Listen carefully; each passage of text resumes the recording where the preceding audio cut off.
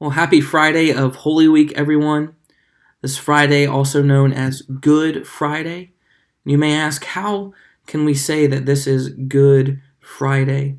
I'm sure if you were to ask the disciples or Jesus' family on that Friday when they saw him hanging on that cross, they would not have called this good in any way.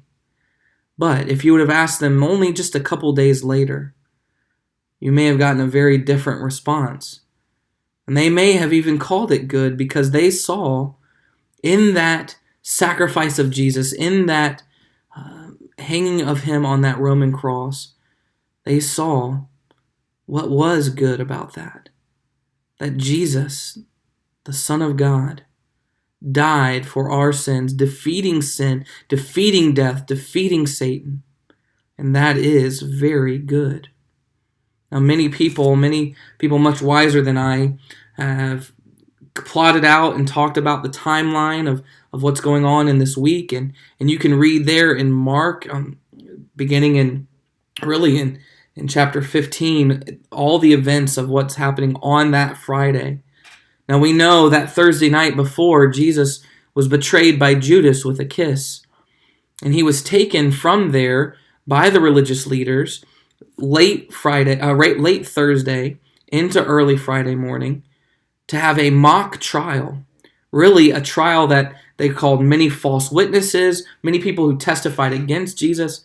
They even beat him. They hit him in the head as they put a sack over his head and asked them to prophesy, to say, who was it that hit you? But they ultimately come to the conclusion through this mock trial that Jesus is deserving of death. And so the next step is they take him in the early morning to Pilate, who was the Roman governor at the time of this area, and they asked Pilate, in consultation with the religious leaders, to put him to death. And so, of course, we see here in chapter 15, Pilate, how he handles this situation. He gives the Jewish people a choice, these people who have probably been led there by the religious leaders, in a parade taking him to Pilate. He asked them, who would you rather me release to you? This Jesus who claims to be the king of the Jews, or Barabbas? And they choose Barabbas, and they say, Pilate looks to them and says, well, what should I do then with Jesus? And he says, and the crowd cries out, crucify him, crucify him. And as we see, Pilate then washes his hands of this whole thing, putting the onus on the people. And then what unfolds are some of the worst events to ever happen in human history. Jesus, the Son of God, the Prince of Peace, the Messiah, the Christ, the King of Kings, is beaten to within an inch of his life. We see here that they mocked him, they led him away, they beat him, they put a purple robe on him, they put a crown of thorns on his head, struck him, beat him, put him to a place where he could not even carry his cross. They had to get Simon of Cyrene to come and carry his cross up to the place where he would be crucified.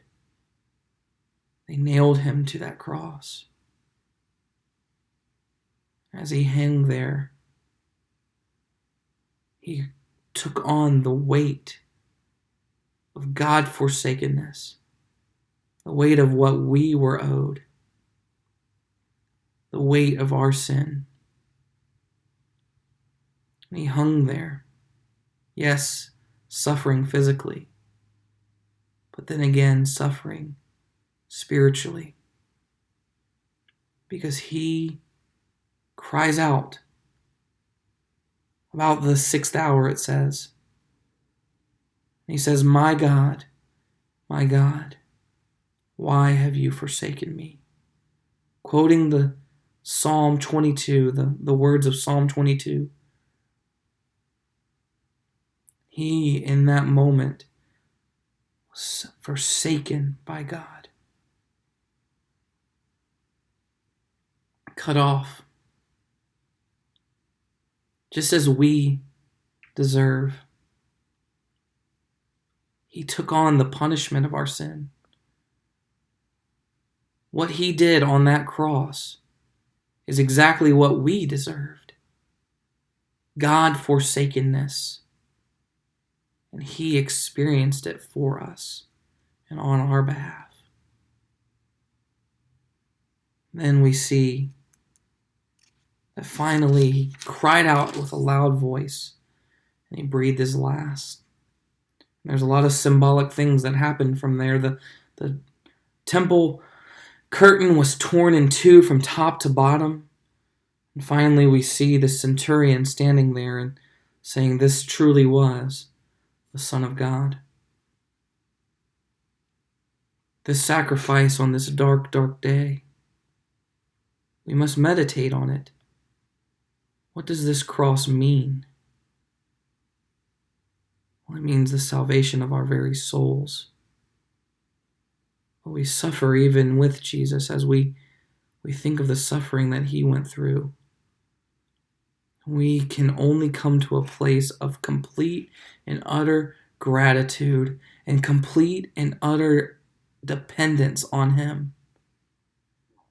So as you today meditate on the meaning of Jesus' sacrifice, do not let it be lost on you what he suffered on our behalf, how he experienced physical torment, yes, but the most gruesome thing that he experienced that day was being forsaken by his very Father. A forsakenness we are all owed. Meditate on this, the meaning on Jesus' suffering, the meaning of what he did on that day.